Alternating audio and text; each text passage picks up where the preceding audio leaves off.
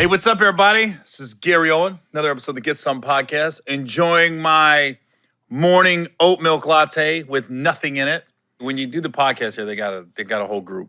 They got camera guys and editors and everything. It's all in-house here. And every now and then they'll get like new PAs and interns and stuff. And it's funny when you ask them to get something and it don't come out right. Sometimes those PAs, their fucking face drops. Like, dude, you're fine.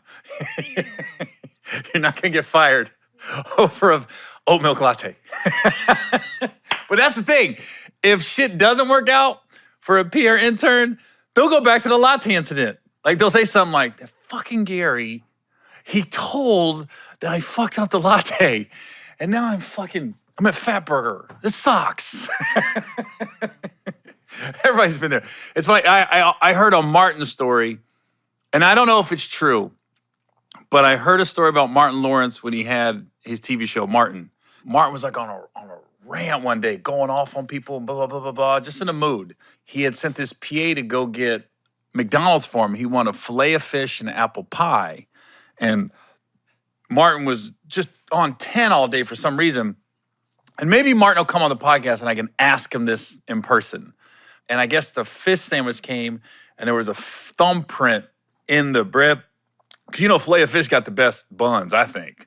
And the bun was in the bread, and Martin threw it against the wall. I'm like, God dang it, and stormed out of the room. And the PA that brought him to McDonald's, as everyone else is on pins and needles, just went, hey, Martin, you gonna eat that apple pie? And Martin started freaking out. I was like, just eat the apple pie. And he said, that's how Bruh Man came to be on the Martin show, was that PA talked like that and was so calm in the middle of all the chaos. I don't know if the story's true. I have nobody that could validate it. It got told to me by somebody that worked on Martin. But if Martin Lawrence out there, hey, come on, Martin, I ain't seen you in forever. What movie did I do? What movie did I do with Martin? Rebound, where I played the mascot. You know. So anyways, as you can see, bingled out again. Bengals got an offensive line. The best post I seen on Instagram for me was Leo Collins from the Cowboys comes in. And if you ain't, I follow every Cincinnati social media page on Instagram. And all of them were saying like, Leo Collins is in town. He's still there. And then there was like, oh, it was like 2 days he was in town. Then they said he's leaving. He's going to go meet with other teams, but he does want to be with the Bengals, but he wants to weigh his offers the first time he's going through free agency. The whole time, this freaking dude was in Cincinnati. He never left. And when all the national media outlets were saying he left, somebody got a picture with him at the Kenwood Mall, which is the high-end mall in Cincinnati, shopping. So everybody's like, wait a minute, he's in town.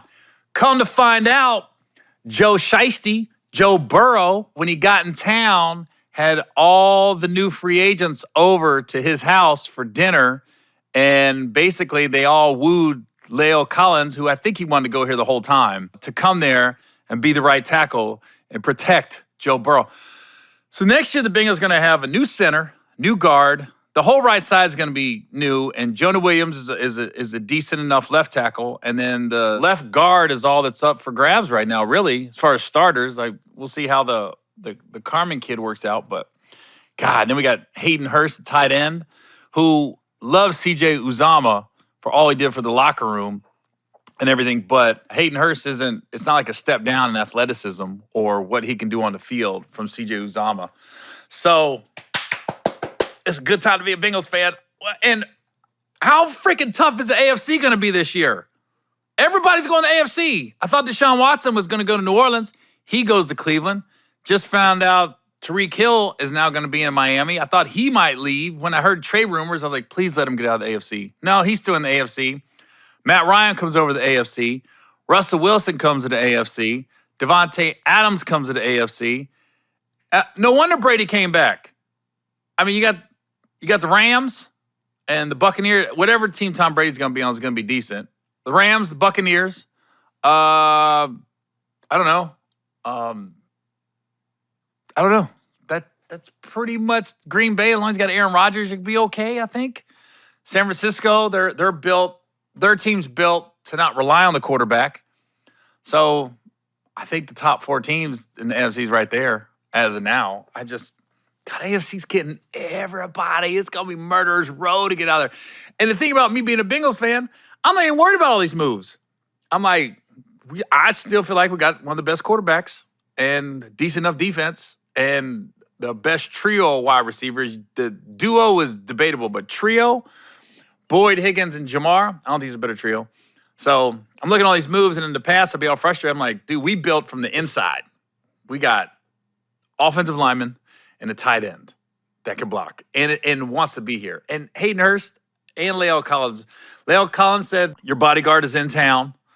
And then Hayden Hurst, when they interviewed him, he was like, yeah, I came here for Joe Burrow. Who doesn't want to play with Joe Burrow? I'm like, oh, my God. Look, it's just a good time to be a Bengals fan. So anyways, outside of all the football moves been going on, what is up with people running up on people at restaurants over, like, Jorge Masvidal runs up on Colby Covington. And I always liked Jorge. But to me, that was, I don't know, that was kind of, I don't want to say, I don't want to get Jorge mad at me, but that was kind of a sucker punch move. Yeah, you got wind that Colby was at a restaurant, and then I guess what the police report said, he came in with a hoodie and a surgical mask on, COVID mask, and just came up and two-pieced him with the soda. And then I'm like, I mean, you signed, you could have did that when you fought him. And so, I don't know. I think Colby is like a WWE wrestler.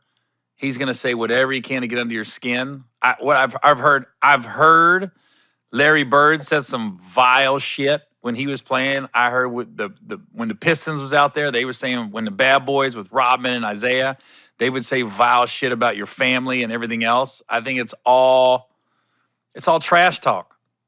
I don't take none of it serious. Me as a comedian, I mean, I get it. I mean, Faison came on a podcast and gave it to me about my family, and when I shot that movie with him over the summer, he was always on me because I know what it is.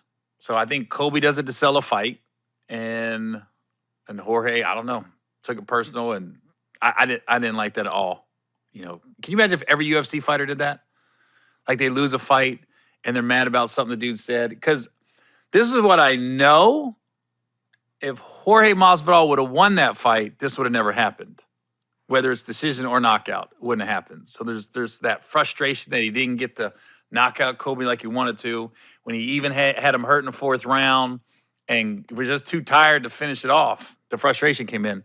And I think if Colby Covington would have lost, he wouldn't have did that to Jorge. So Jorge was just in the wrong for this, because people are saying you can't talk about somebody's kids and everything. I agree, but let's get the rematch or sanction another type of fight, something.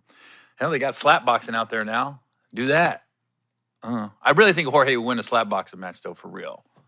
So anyways, and then Kanye West and D.L. Hughley's getting into it, and one of Kanye's dudes runs up on D.L. at a restaurant, which is, again, a sucker move. He's out with his family. And here's the thing about, you're losing when you do shit like that. Like, Jorge knew he lost that fight. That's why he attacked Colby at the restaurant. Kanye West knows in the court of public opinion and social media, DL's winning. DL's smart. You're not going to come at him. DL's too smart. He's going to get you. And comedians go for the throat. So they're going to get you where it hurts. And so you're winning when something like this happens, when a Kanye's dudes comes up to DL and confronts him at a restaurant, gets word he's out, and then comes after him. I'm like, I don't know.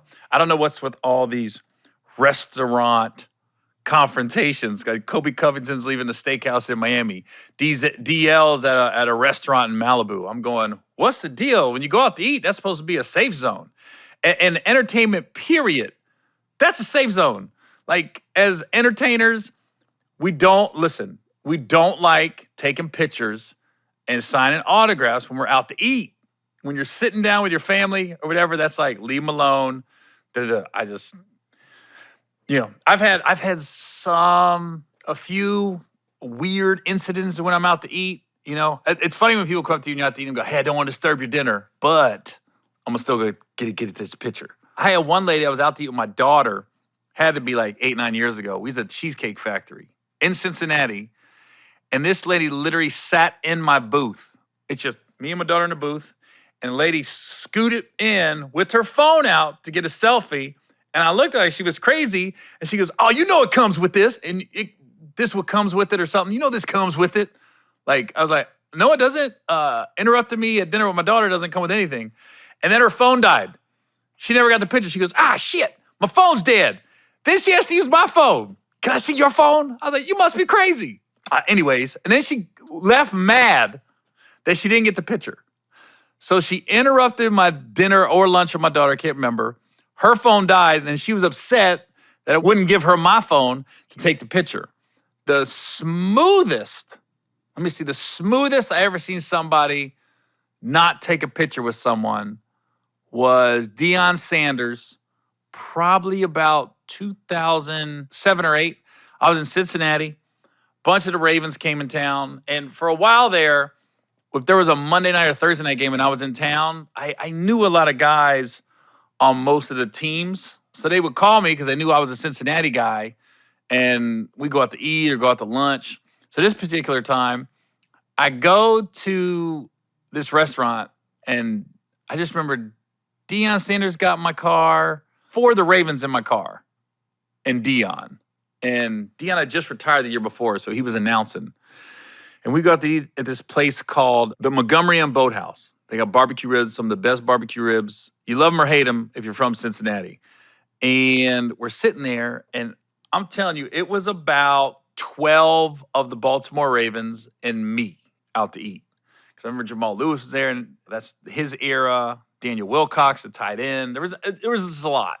This guy comes up, and of course, Deon is a megastar. He comes up, he goes, hey, Deon, hey, man, I know you out to dinner. I know I ain't supposed to interrupt, but I always told my mother, if I ever got a chance to meet you, I got to get a picture, brother. I got to get a picture. And Deon, in the same tone that this dude came at him, Deon goes, brother, I appreciate you. I appreciate you being a fan, but I got one rule. I do not take pictures at dinner, but I do appreciate you. And the dude goes, that's real. That's real. And like, I swear to God, in my brain, as I'm replaying the story, he backed away like this. He didn't walk away. He was like, that's real, and faded back. So then we're sitting there. I'll never forget, Jamal Lewis looked at Deon Sanders and was like, hey, man, why don't you take a picture with that dude? Deon goes, that motherfucker feels good about not getting that picture right now. It's so Deon. It was so smooth. That motherfucker feels good about not getting that picture right now. Speaking of comedians, and I want to talk about this episode, was I've been on tour the last 2 months with Mike Epps and talk about safe zones and not safe zones, because it made me think about the restaurant, and everyone was talking about last week Jorge and Kobe, but I was more thinking of like DL and his beef with Kanye, because it really was like DL did the interview where he said, you know, that's a term of stalking with Kanye. And I have no stake in the game. I don't know the whole story. So I don't really have an opinion on it, especially being a dad right now, going through a divorce and seeing my kids, even though they're over 18, thrown in the middle of it. I'm looking at the Kanye Kim thing and I'm trying to be objective. So I'm not siding with anybody, but I did see DL's side when he said that interview. I think it was on Vlad TV. So I've been on tour with Epps the last couple months. And it's funny because I like being on the road with Mike. He makes it, it's just easy. It's I don't want to say easy money, but the hardest part about my job is getting to the venue. It's getting the airline ticket, grabbing an Uber or rent a car and booking the hotel. The stand-up is easy to me. That's fun once you're at the venue. But I remember probably about 6, 7 years ago, it's the only time I've ever seen Mike go off on somebody. And it was hysterical because we were in Indianapolis, Mike's hometown. We was at this place called the Farmers Coliseum. I don't know, 5,000, 6,000 people. Because I think we did 2 shows, so it's like 10,000. So we had 5,000, 6,000 people in the Coliseum that night. And we're sitting there, and as soon as I get off stage, keep in mind, I just got off stage. I usually go up right before Mike on these shows. This guy is backstage, and I don't know who he is. And a lot of times, Mike's one of those guys. Some comedians never have nobody around. Mike, whatever city he goes to, he knows so many people. He's always got this guy coming in, this person coming in to say hi after the show. We was in New Orleans one time, and I go to Mike's dressing room after the show, and there's Samuel L. Jackson sitting there BSing with Mike. I was like, oh, all right. I just left the room. I was like, see you later. Didn't want to be that guy interrupting. So I get off stage, and this guy like hands me up immediately. There's things, should be like backstage etiquette, and there should be someone to regulate this. As soon as anybody gets off stage, whether it's a singer or a comedian, the last thing you want to do as soon as we say goodnight and get off stage is have somebody there with their camera out and their phone out. Hey, Gary, let me get a picture. I was like, I just need 5 minutes. Let me get to my dressing room and relax. Like, backstage is supposed to be where you can decompress a little bit. There's nothing worse than just as soon as you get off stage. I understand afterwards, like Mike's got friends and family there, or Lavelle's got friends and family, or Samore's got friends and family. I understand you got family and friends that want to meet you and say hi. That comes with it. I get that.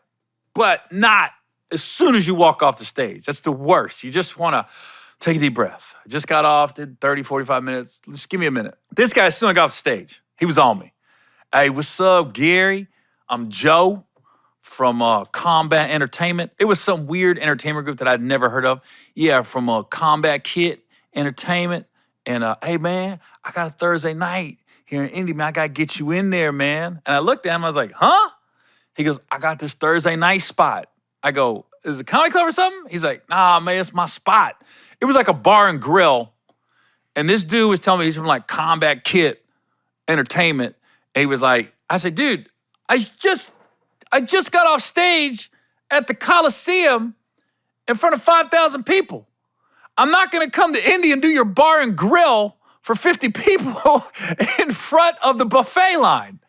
I was like, sometimes people don't even think. And I'm going, what the fuck? And I was more like, that's what you think of me? That's where you think I'm at in my career? And then, but he wouldn't let it go. Like, I felt hostage in my dressing room. And I'm going, Jesus Christ. And I'm literally looking at my road manager, Brad, who, God bless Brad, is one of my best friends in the world. But he's not the confrontational dude. I'm going, is he still out there? Can you get rid of him? And Brad just kept coming going, he's still there, man. No, he's still out there. I was like, fuck. And so I finally like, fuck it. I just walk out. And there's the dude waiting on me. Hey, man, let me get a pic real quick. And I was like, ugh. And I should have stopped it too, but I'm being nice. And I don't know who he's with. So the last thing I want to do is go off on somebody and find out that's Mike's right-hand dude or anybody else on the show. That's their guy that probably just didn't know any better. So I'm frustrated. Then Mike comes out, right? Mike's about to go on stage because the host is up now. So, and I don't know if somebody else went up in between, but now Mike's going on stage. And so he's going to be on stage in like 5 or 10 minutes. The dude sees Mike and goes, hey, Mike, man. And Mike just went, who the fuck is this dude? Like, went ham on the dude. Like, who knows this dude? And dude goes, hey, man. He goes, and Mike goes, man, who are you? And he was like, man, you know, it's Joe from Combat Kit Entertainment. I'm Rick's friend, who's Sally's cousin on the third side. Her mother's friend used to live across the street from your aunt.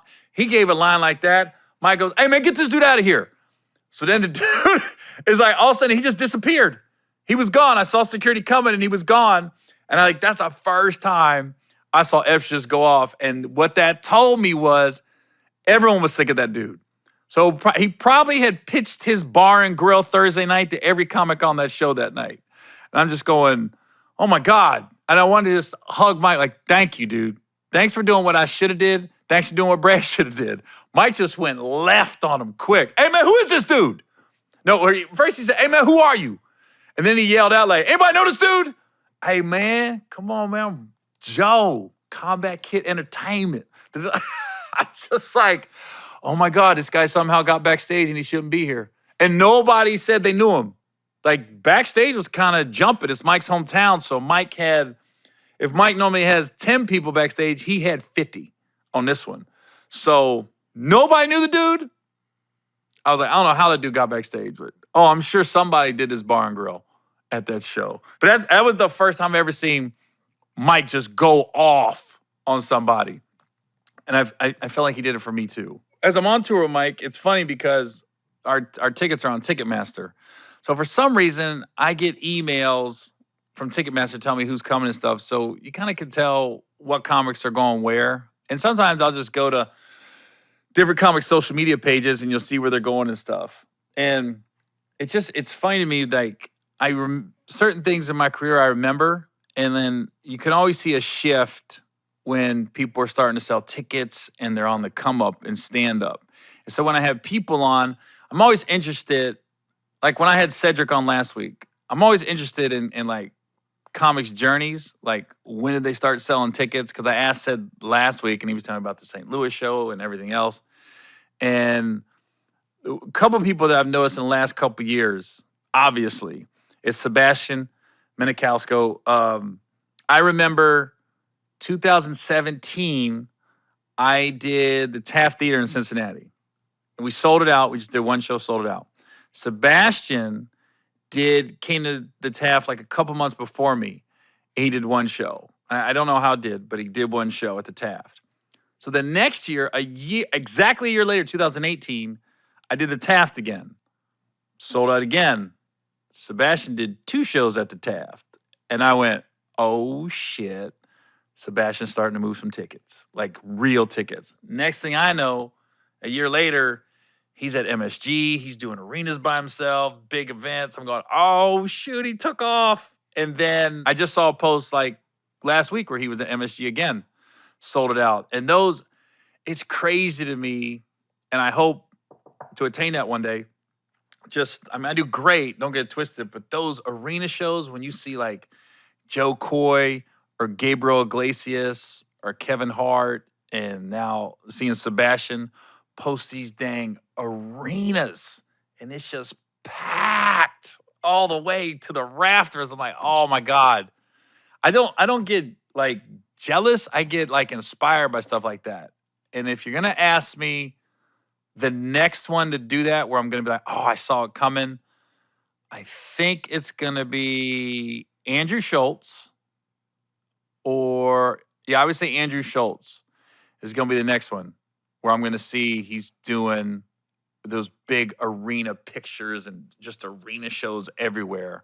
And I remember I didn't know who Andrew Schultz was. I remember when I saw him on Joe Rogan, and I go, why do I know that guy? And I remember it was because I saw Lil Duval was on tour, and he brought Andrew with him to a couple shows, and Duval was doing like behind the scenes. They was like on some cliff in the Bahamas or something, and Schultz was diving off a cliff, and Duval was making fun of him, something like that. But when I saw him on Joe Rogan, that's when it hit me. I go, oh, that's why I know that guy. He was on tour with Duval. And then I watched this episode on Joe Rogan. This had to be 3-4 years ago. And I was like, oh my God, this guy's doing everything himself. He's doing the podcast himself. He's got these camera guys that travel with him. He's got this internet like talk show where he interviews people. So I shot Andrew a DM, and he was like, oh man, yeah, I keep forgetting I've been in the game a long time. I keep forgetting people like quote unquote grew up watching me. So he was like, oh, Gary, what's up, man? And we started DMing, exchange numbers. And then, a couple months later, I was in New York. I went on the Brilliant Idiots podcast with him and Charlamagne. And then I did another thing for him that night somewhere. And now to see where he's at, and he's just like moving tickets, and it's all from him. It wasn't anybody manufactured. It wasn't the quote unquote machine getting behind somebody. That was him tapping in to a segment of society that wanted to hear what he was saying, because he was going against the grain. He was going against cancel culture. And there's a lot of people very much like Andrew, to me, is like a new age Howard Stern, where Stern was doing all this off the beat stuff that nobody was doing. And that audience and I think that's going to be, of course, 20, 30 years later, I think that's going to be his audience. If you're asking me, to me, he reminds me of a Howard Stern. Obviously different, younger, up with the times, but that's who Andrew reminds me of. I wouldn't be shocked. I don't know where his career is going to take him. Wouldn't be shocked if we hear him signing some crazy $100, $200 million deal with a Sirius or a Spotify or something like that, or YouTube. Who knows where things are going nowadays. So I think he's the next one that's going to be doing those big. I'm going to see his social media, and he's going to be doing these big, huge arena shows.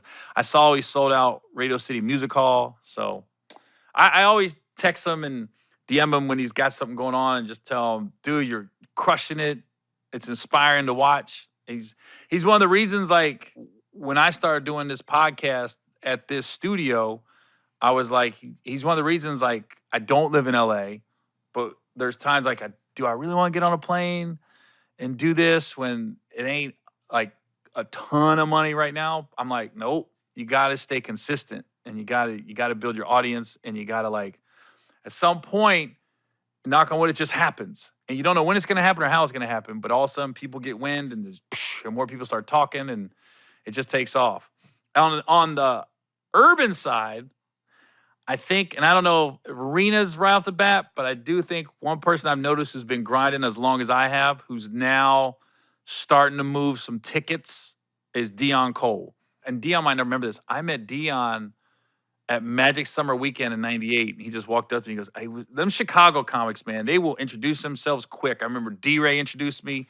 The way he introduced me was I was about to bring him up on Comic View. He goes, hey, what's up, man? I'm D-Ray. Yeah, I got green eyes. And he had a green suit on. I said, I see that. You got the suit to match. He goes, yeah. That's how I met D-Ray Davis. So Deon was the same way. We were leaving a party or something, and he came up next to me, and he was like, hey, what's up, man? My name's Deon, man. I see you out there. I'm from Chicago. And da-da-da. Like, them Chicago comics have no problem introducing themselves, and they always say they're from Chicago. That's how I met Deon. But I saw Deon's, like, all of a sudden, if you don't know his story, and that's one guy I want to go on my podcast just because interesting backstory of how the needle started to move, so to speak, for him was, I remember he did one episode of Conan, and he did a Michael Jackson bit, and he always had his pad out, and he would write something down. And I don't know if that was part of the stick or he was really writing stuff down. I'm sure it was a combo. But next thing I know, he was writing on Conan, and then you see him on some sketches with Conan.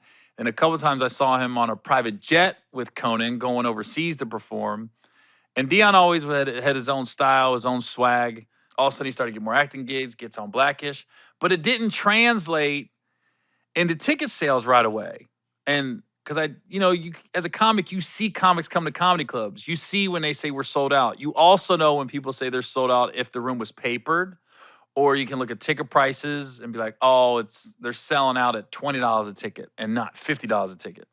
So Deon, definitely over the last year, post-COVID, when everything started opening up, he's just started to take off, and I see him doing theaters now, and he's got that Coology tour out there. So just Google Deon Cole Coology, and you'll see the tour dates on there. So I see him doing theater dates now. So it's cool to see the guys have been grinding, and they don't know that I'm watching this stuff, and that's the stuff that I watch to be like, okay, you got to stay consistent in this. Some weeks, like podcast numbers in general, will be up. Same with ticket sales. Some weeks they'll be a little down. You can't explain it.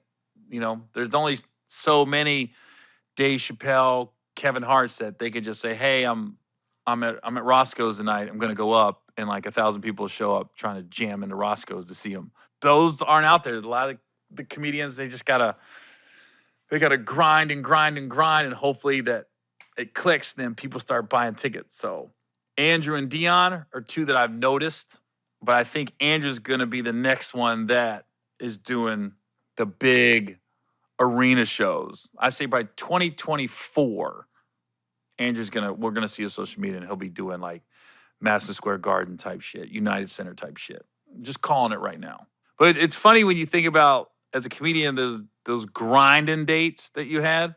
I got so many in the beginning, like every comic, when you're just happy to be on the road and stuff. But I think one of the funniest things that happened, looking back on it, was there was my manager at the time, my first manager when I got to LA, he gets me a gig in Lake Havasu, Arizona. I don't know there's two sides. I don't know there's a California side and an Arizona side. He tells me this guy's going to open, I'm going to open for this guy. So this guy calls and said, hey, Gary, I'm on the show with you this week. I don't know who he is. I can't remember his name. This is 23 years ago.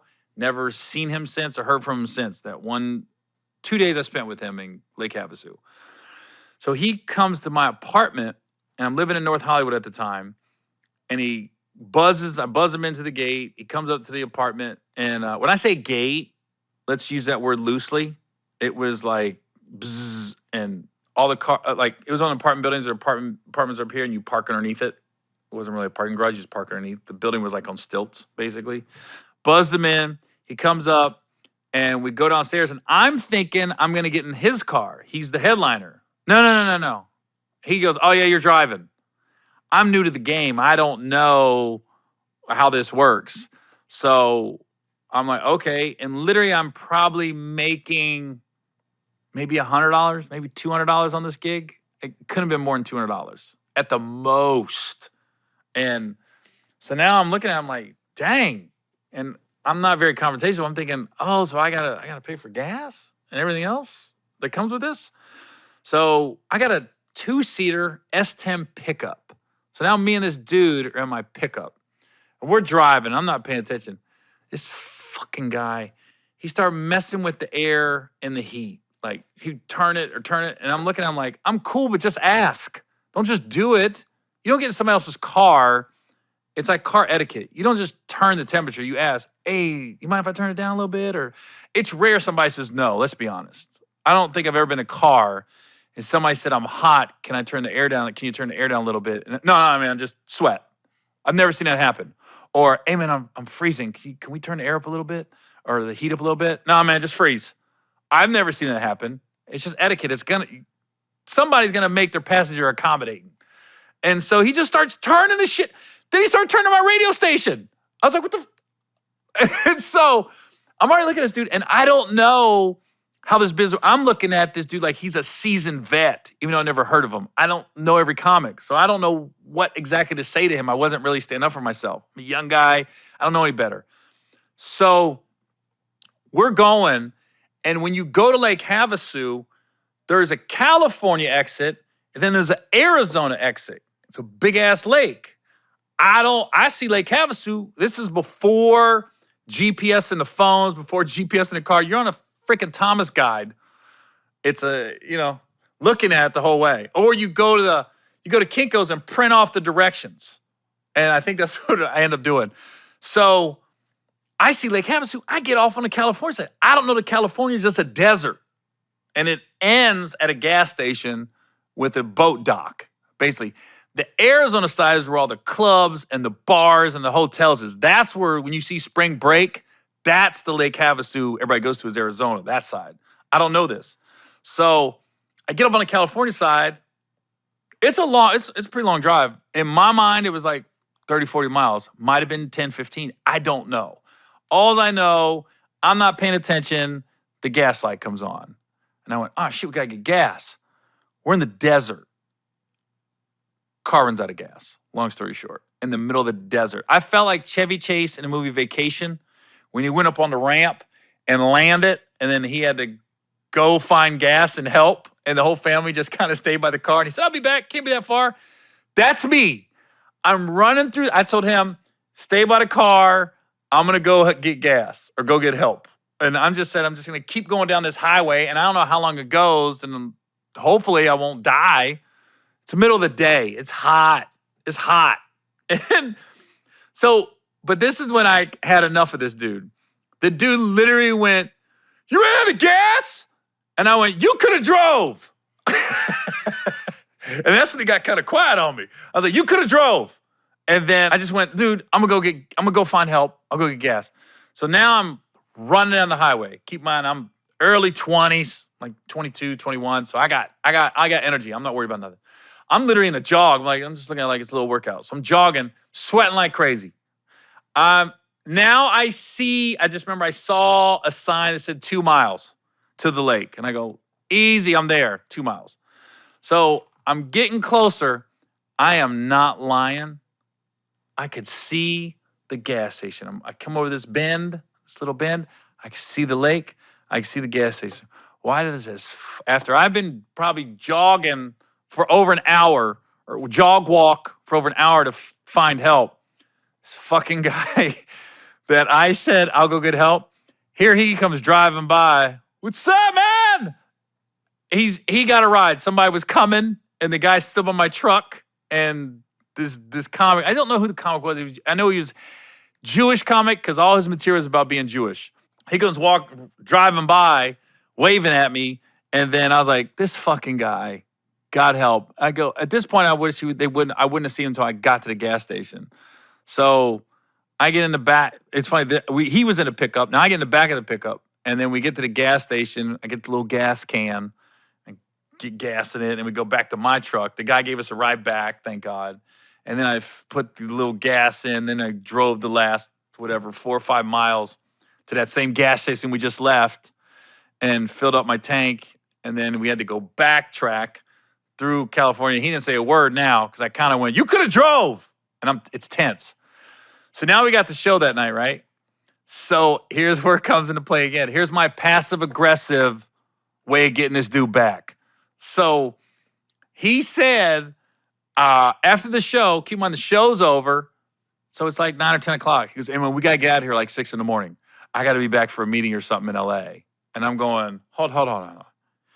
This guy didn't drive. I'm already fed up with him. Now I'm not about to get up early to accommodate you. So I'm single, 21 years old, 22 years old. I'm partying. I'm out. I'm mingling, trying to meet girls, all that stuff. So I'm all over Lake Havasu that night with the locals and people that have at the show. And because it don't matter if you've been on TV once or none. Something about being on that stage, and especially in those towns like Lake Havasu or these small towns, you're the superstar that night. You're Brad Pitt to these people. So I'm partying with the locals all night. I might have got in at 2, 3 in the morning. I just remember our hotel was on the same property as the show. And so it was one of them, you had the front door, then you had a sliding glass door that took you right to the lake. In the back, there was like a little grass area. So I closed the curtains, made sure everything was locked, and I went to bed. This dude started knocking on my door at 6 in the morning. Then he started calling the hotel phone because I didn't have there's nobody had cell phones back then. And I just took the phone off the hook. Dink, because he's waking me up. This guy went to the back sliding glass door, and I could hear him starting to move it. And then he's knocking heavily on the glass door, pounding. I thought he was going to break the glass at one point. And I could see him trying to, you got the curtains, they got that little slit. I could see his little head trying to look in the thing and see if I was in the room. We didn't leave there till about noon. They had to and I just sat in the room, started watching TV, completely ignoring him. He was so mad. He goes, I missed my meeting. And I said I said, you could have drove. It was the most tense drive back to LA from Lake Havasu. But one thing he didn't do, he didn't touch the air conditioning. He didn't touch the radio on the way back. Dude left me alone. So that's just one of the quote unquote grinding stories when I see people like Schultz and Deon doing what they're doing and just killing it right now. Is I like having comics on and hearing their grind stories about the come up. Because everybody's different. So all right, well, that's enough about that shit. That's all I got this week. I'm on tour with Epps until mid-April. And I think the next time I have a comedy club date is April 29th. That weekend, 29th, 30th, I'm in Hartford, Connecticut at the Funny Bone. And then the week after that, which is the first week of May, I'm in Columbia, South Carolina at the Comedy House. I'll just plug my shit. And then I think in May I got Dania Improv, which I think is Fort Lauderdale. It's a new one near Miami. I got that too. So I got a new website because in the divorce, my ex was she was the administrator for GaryOwen.com. So I don't have her right now. So we got a new website. It's GaryOwen.live. So go to GaryOwen.live for all my updates. GaryOwen.com, who knows what's going to be on that when this divorce is over. I'm a little worried. A bunch of bullshit about me. I don't know. But GaryOwen.live is my website if you want to see any of the tour dates I got coming up. Hey, and don't forget to subscribe, like, and follow me on all social media outlets. I'm on all of them. So I can sit here and go Instagram, Facebook, Twitter. I'm on all of them. So follow me. We're going to put the links right here. On YouTube, that little bell icon that's up here, I never knew what it was for. I found out, Bing, it'll notify you when new episodes are on. So hit that bell on YouTube, ding, and then you can find out when I'm on YouTube. It'll pop up. It's like a Christmas gift. And you don't know when it's coming. I mean, I know the podcast is on every Thursday, new episodes every Thursday, but I got clips. You know when they coming, hot and heavy, and I got stand-up clips. And I might just want to post something every now and then. So hit that bell. Bing! Ring the bell, homie.